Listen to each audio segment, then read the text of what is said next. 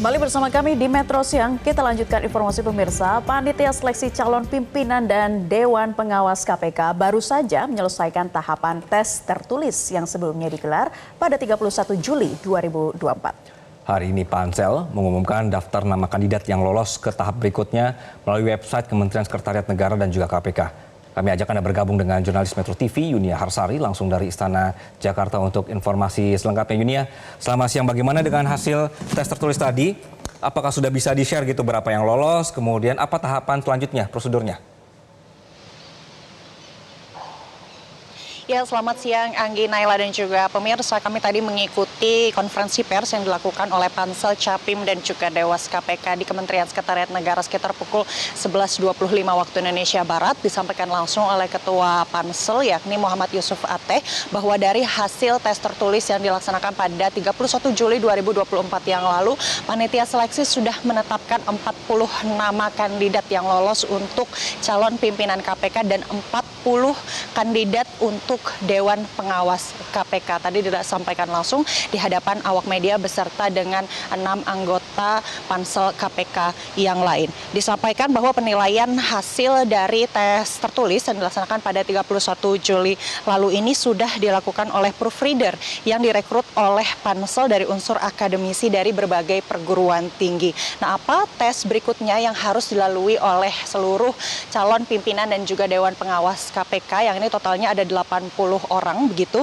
Tes berikutnya ini adalah profile assessment yang akan dilaksanakan pada 28 dan 29 Agustus 2024. Detailnya ini belum disampaikan oleh Pansel dan nanti akan diupdate atau diperbarui seperti apa detail dari tes profile assessment ini pada tanggal 23 Agustus 2024. Lalu kemudian profile assessment ini apa yang nantinya akan digali atau dicari tahu dari 80 kandidat, baik itu 40 untuk Capim dan juga 40 untuk Dewas KPK. Ini adalah lebih banyak terkait dengan peta kompetensi begitu.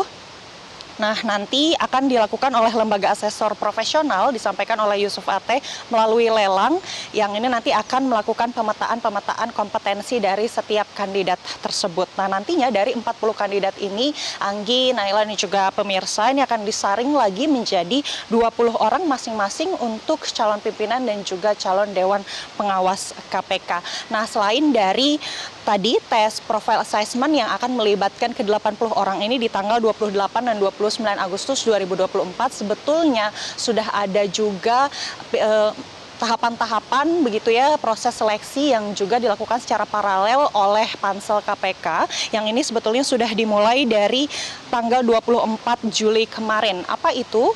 Disampaikan oleh Ketua Pansel KPK Yusuf Ateh bahwa proses assessment ini sudah berjalan, ada beberapa aspek yang ditelusuri oleh Pansel dari masing-masing calon pimpinan dan calon Dewan Pengawas KPK ini seperti latar belakang hingga transaksi keuangannya. Makanya ini banyak melibatkan sejumlah lembaga negara mulai dari BPK, PPATK, lalu juga penegak hukum seperti kejaksaan dan juga kepolisian untuk kemudian melakukan profiling begitu ya, atau penelusuran rekam jejak apakah orang-orang yang nantinya akan terpilih menjadi pimpinan dan juga Dewas KPK ini memang memiliki integritas dan juga kompetensi untuk menjadi pimpinan dan juga Dewan Pengawas dari lembaga anti rasuah tersebut. Nah, sekarang Pansel sendiri juga masih terus membuka kesempatan bagi publik untuk memberikan masukan, baik itu dukungan maupun kritik terhadap satu persatu dari nama-nama yang masuk dalam daftar yang lolos pada tes tertulis untuk Capim dan juga Dewas KPK. Ini akan ditunggu oleh Pansel KPK sampai